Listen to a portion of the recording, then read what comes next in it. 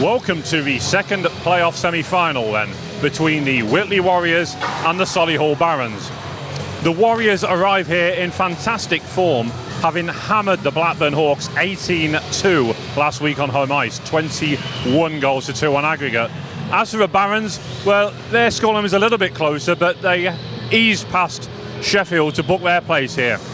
This game should be a classic. These two sides met 6 years ago in Sheffield, but at the same playoff semi-final stage. On that occasion, it was the Barons who got the better of the Warriors. I wonder which way this one's going to turn out. Please enjoy this highlights and the full game. Back into his own zone, and then Jordan Barnes gets a rebound off one of the officials. Sean Kippin back to Barnes. Warriors with some slick passing shot coming in from Chalmers. Kick save by Bailey Challenge in the Barons goal. Bowley back to the point, fired in. Just a deflection there. It did. It just took a nick on the way through, but into the corner. Could have gone anywhere though. Chalmers looking to carry it out, but he won't be able to chase that one as Mulcahy looks to counter back. Some good back checking coming in from Chalmers there. Shot coming in from the wing, and then the Barons testing the Warriors early on. The first minute was all Whitley. Now it's the Barons who are really trying to answer. It's like has to get off because he's lost his helmet.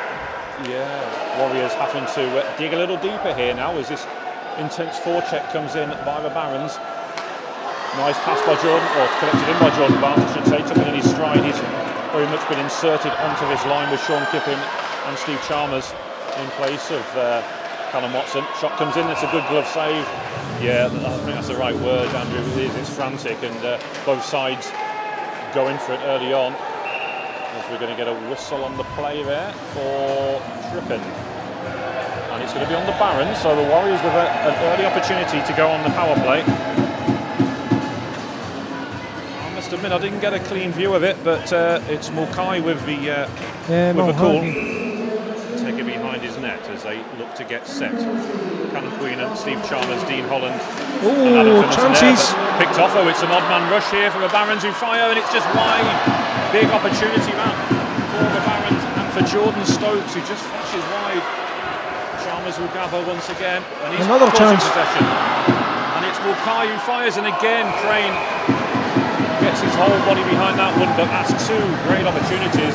Playing short-handed there for the Barons. Helen Hare will slip the puck back to Harry Harley, who's going to take a bit of time before sending the puck back to Dillon. Then Sean Kippin takes it in his stride, races in, big wind-up slap shot, and fires, and it's gone in! And it's a shot from distance from Sean Kippin. It was speculative, if anything, but it looped up off Challenge's glove over his head and drops into the back of the net. And Sean Kippin then opens the deadlock and celebrates wildly in front of his fans. But, well... What a disaster for the keeper. He had it saved, he tried to grab it, and he put it on his own net. Yeah, it was... Your heart goes out to him in that instance, because I think he thought they had the save done, and it certainly looked like he had, but just fine margins like that, a puck can just edge off the end of a glove like it did, and for disastrous consequences for his side. So Lee will get a face off to the right of Laverick's goal as he looks at it. Carl Roster with the draw off the boards to Hardy, winds one up, and it's gone in.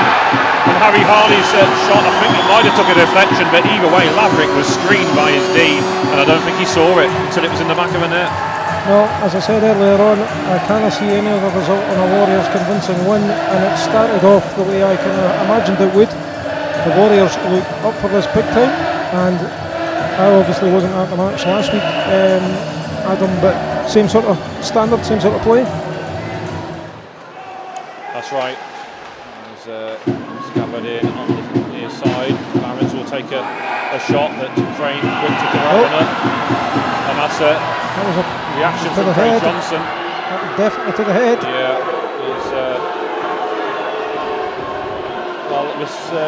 this is a big opportunity for the Barons. This a shot from distance that will be turned aside by Laverick. Whitehouse almost caught there by Barnes. The Warriors will get a shot away. Good kick save though by Laverick. He's punching the glove there with the blocker. I think he was pleased with that stop, and who can blame him? It was a smart stop. Every time I look up, there's two Warriors on one bar. Yeah, it's a different team to the one we saw, well, even just a month or so ago. They're playing with a lot more intensity. A shot from distance coming in from Crow, who was coming through the slot there. It's a good shot, but Crane saw it and turned it aside. There's just 2 minutes left in this period, all right. Unbelievable pace. It really is, yeah. Dean Holland has to check back. He might have been in an offside position. Finlayson tries to feed Queenan, who cuts inside, couldn't get the puck under control, but a good challenge there by Richard Crow. It was great defence. It was, yeah, he recovered well actually. Experienced defenceman Crow. Been with the Barons for a number of years now himself, as Finlayson carries this one in. And the shot coming in from distance. Fox loses it. Maverick scrambling for it. We're going to whistle on the play though, as there was some jabbing going in, but yeah, it's another opportunity there for Warriors to add to their lead. Yeah, he's gone back to the bench. You've got Spuglis. He's trying to carry it out. Barons looking to come back, and this is a much better performance from them in his second period. Chances. Yeah, Harry Harley almost getting caught with the possession of the. Sorry, Maddie MacDonald even almost getting caught in possession of the puck. Barons though, it's a much better performance from them, as what I just said. Whistle's bad. Fierce rebound. That wasn't covered up. That whistle was too soon. I think the referee assumed he had it, but as you say, it was a quick whistle. Barons are playing much better the second period. Yeah, they've obviously read the riot act in the dressing room, and it's worked because it's a much better performance from them as Grigors try to flick on the outside of the goal. Got to be a call on that.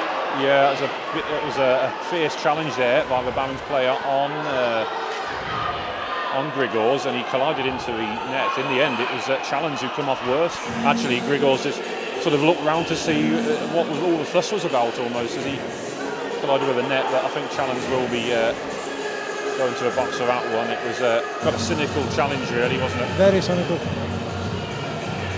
But Grigors though, to be fair to him, got his shot away. It was a flick from the outside of the stick, and it would have been a great finish if it had gone in. Actually, it doesn't look like the penalty is going to be called, so perhaps it was just a warning, but it certainly looked like he was going to call. Maybe it was just because the net had come off, and that's why. Unbelievable in my mind there, Adam. Yeah, well, always we'll just have to focus here, and it almost scrambled in, and once again, Maverick though, this time maybe getting the lucky bounce which he didn't have earlier on in the first period, just reaches behind him and stops it from crossing the goal line. He just lay down on it, on his back. Maverick really slung himself into that save, but he picked off now by Mulcahy. Finlayson sends it in towards goal. Dean Holland trying to get it under control. Maverick scrambling, it's loose. And then Maverick just lies down, and once again it does enough just to stop it from creeping in at that back post. But Warriors starting to put the pressure on once again. Yeah, keeper was lucky there, wasn't he? He was a little bit, yeah, but well, a young defenceman, former Billingham Styles player, of course, who's moved up the A19 this season. Nothing wrong with that hit at all. Put a hit in. I think there was some disgruntled Barons fans just above them, but as you said, I didn't see anything wrong with it either. And to be fair, I don't think the Barons player did it anyway. So Weatherall carries it in onto the left wing. Maynard will go with him. I think Weatherall just blows a tyre before Maynard could get the hit in, but Weatherall's not going to stop battling. There's maybe a punch thrown there towards Weatherall's face. Shot comes in, rebound, but it's in the back of the net. I thought Laverick had it, but it come loose. Thomas Fraser celebrating. It must have been Fraser who put it in, but I can't believe Laverick let that one go. I thought he had it all day long. No. But the Warriors then with their third goal of the night, and coming at a crucial time really, because the Barons had really grown into this period. It was kind of scrappy. There were a lot of errors leading up to it, a lot of players losing edges and such like before it. But Warriors played to the whistle and just got it in. And they will take it into the corner with Mulcahy closing them down. Philip Mulcahy, I should say. Good pass out there. Good Bowley, who fires high stick maybe. Not called. And then we're going to get a slashing call on Grigors. Is it, or Sharma's even, sorry. They are a dangerous side, particularly on their own ice, but on the day they can beat anyone. Yeah. I think the Warriors player there just got caught high up by Philip Mulcahy. It was Dylan Hare who got caught high. But not happy with that at all, and I think Sean Kippin's having a word with Mulcahy, who's skating away, but he definitely caught Dylan Hare high up. I think he's going to go over and apologise when he does. I think he did catch him high. His hair was falling, but I think it was totally accidental. Yeah, I think so too. I mean, the fact that Mulcahy went straight across to apologise, I don't think he meant to it happen. It was just unfortunate, and I think Dylan's shaking it off now, thankfully. So. Top line is back out there for the Barons of Otterson and Smith. Chances. Yeah, set up there for Finlandson, tried to deke it back, but once again, no. Maverick lying on his back, but got the job done and made the save. A lot more hitting going in now, Andrew. Some good physical stuff going on there, isn't there? It certainly is. As Thomas Fraser looking for goal number 2 for him.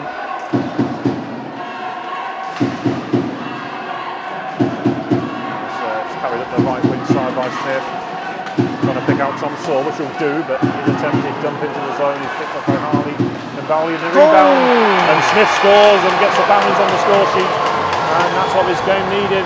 Barons getting a foothold in the game.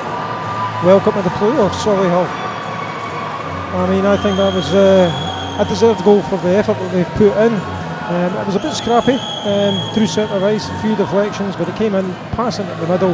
And the goal scorer put it away with aplomb, I would say. He did, yeah. Finished it well, and it cuts the Warriors lead to 2. And the Barons aren't going to go away anytime soon. Comes into the corner to Slater. And then cleared nicely by the Barons, who will take it into the zone. Then they get a shot away. They will, but I think it was already into the pads of Crane, and then I think players just ran out of real estate there. Whitehall's taking a tumble. But yeah, the Barons, they're keeping it tight. It's keeping it interesting, that's for sure. Lovely move. Finlandson will gather, winds up a big slap shot, rebound. Holland couldn't gather, he was already committed to going towards goal. Barons will look to counter. Warriors have to be careful here not to be caught on the break. Queenan, he's trying to ease his man off the perk, comes to Saw, who gets a shot away. Trying to mix things up a little bit there. Tom Saw, though, he's not a fighter, be the first to admit that. And that was handbags. It was, yeah, it was really. The line tipped on by the Barons, it will go into the zone. Sean Kiffin will give chase, that's Will Stanley. He's back out to Daniel Mulcahy, rebounds, comes back in, it's hit the post. No. It looked in for a second, it was very close. There's a bit of pushing and shoving there, Stanley and Hare mixing it up. That emotion's running high, as you can imagine there. There was no light on, it looked to me like it went in, but I'd love to see it in slow-mo. Yeah, Jordan Barnes wanted to go with Stanley, and I think Barnes is getting led away. I think he might have earned himself a penalty here.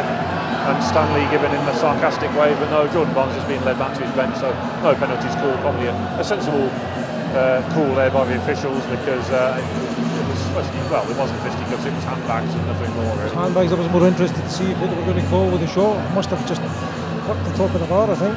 Yeah. They've just played that inside him. Yeah. Man coming through. Jordan Barnes collects a loose puck. Looking for an option here for Chalmers. Lewis skip in. Oh, Barnes' shot just flashes wide of that far post. That was a good opportunity up for Warriors to get goal number 4, but looks like Stanley's been inserted onto that line in place of Callum Bowley. The two Mulcahy brothers usually are on the same line together. Indeed, they are again on this shift as Finlandson carries it in to the offensive zone. Got Queenan with him as an option, but keeping a hold of the puck will find Harry Harley, who will heads up play, shoots, maybe hit somebody high up there. He's gone in, and Queenan squeeze it in at the back post, and the Warriors do get goal number 4. And but in the end, that pressure just told. That's all credit to Harry Harley. It's the second goal that's been scored from that position. He had all day to line up his shot. Shot came in, bit of a mess in front, backhanded shot in, easy as you like. Yeah, that's a huge goal for the Warriors actually, because as we said at the start of the period, the Barons had found a way back in that second period, just seemed to be getting back that momentum, but with that, a 3-goal lead now for the Warriors. Warriors should be able to hold on to a 3-goal lead for the last 17 and a half minutes. In fact, I expect them to extend it, to be honest. You would think so. I mean, a bit like what we saw in the first game when Bellingham had to start committing players forward to get the goal back. You'd expect the Barons to do the same, and maybe the Warriors can catch him on the break as Carl Ross tries to squeeze it in with the attempted wraparound. There's some physical play going in there. Challenge almost ragdolling in there, but we'll get a whistle on the play, and the officials are quick to break that up. I think this is reminiscent of the first period. Yeah, Chalmers gathering now, tries to feed Barnes, and then back again to Chalmers. On it, almost looped up, but just looped up outside of the goal rather than drop it into the net. But yeah, I know the Warriors really dislike the middle period for the long defensive change. They do struggle with that at times, but they do seem to be finding that first period. And once again, as Mulcahy gets a shot, just flashes wide via the pads of Crane, and then another shot, rebound, and Crane will cover it up this time. And we'll get a whistle on the play for the cover up. Grigors is going to have to be careful. Yeah, Grigors is reacting here. Sean Kiplin, I think, is in there just trying to... The referee's down. Yeah, just to break That's it not all good. up. It's not, no. Marcus Maynard will have to backtrack with a fast skating Jamie Orr closing down on him. There's a big hit comes in, it opens the gate there. Dean Bowater will have to just take avoiding action as Warriors are in, and it was a shot of the outside of the stick from Carl Ross. It was a rising shot though, couldn't keep it on target. Johnson with a shot from distance, fires, and then again pushing and shoving going in. Fraser slips it out wide to Finlayson. Carl Ross going towards goal. Grigors got a chance for a slap shot, and it hit the goal frame and back out. You could almost see that's what he had in mind, but just hit the pipes and come back out as the Barons. Such a good shot, it deserved to go in, really it did. And Maynard's fresh out the box, can he get under the control? Good recovering challenge by Delanero, who stops the puck dead, and what a challenge that was from the youngster. Farrell in front of the Warriors bench, picked off though by Callum Queenan, who dumped it in on net with 5 seconds to go. And the Warriors have got themselves a place in the final with the Solway Sharks, and it was perhaps the final that most of us were hoping for. We certainly were, as at our respective clubs in the final, but the Barons, just like the Stars in the first semi-final, really making their opponents work for that game. Yeah, I think so. I think it's quite right that the number 1, number 2 seeds go through at the final. They've been the class teams of the year, so it's probably an unexpected final, but it's a mouth-watering one. I think the Barons played well. I think probably shout out goes to Soar, who I thought was probably their man of the match. Didn't do much in the third, but there wasn't much offence at all from the Barons in the third. From the Warriors' perspective, I think Josh Crane in goals was great. I thought Chalmers was outstanding as well. Yeah. Harley was good with the shots, but my man of the match would go to Hare, who I thought was outstanding, and huge amount of effort, and is just improving every time I see him.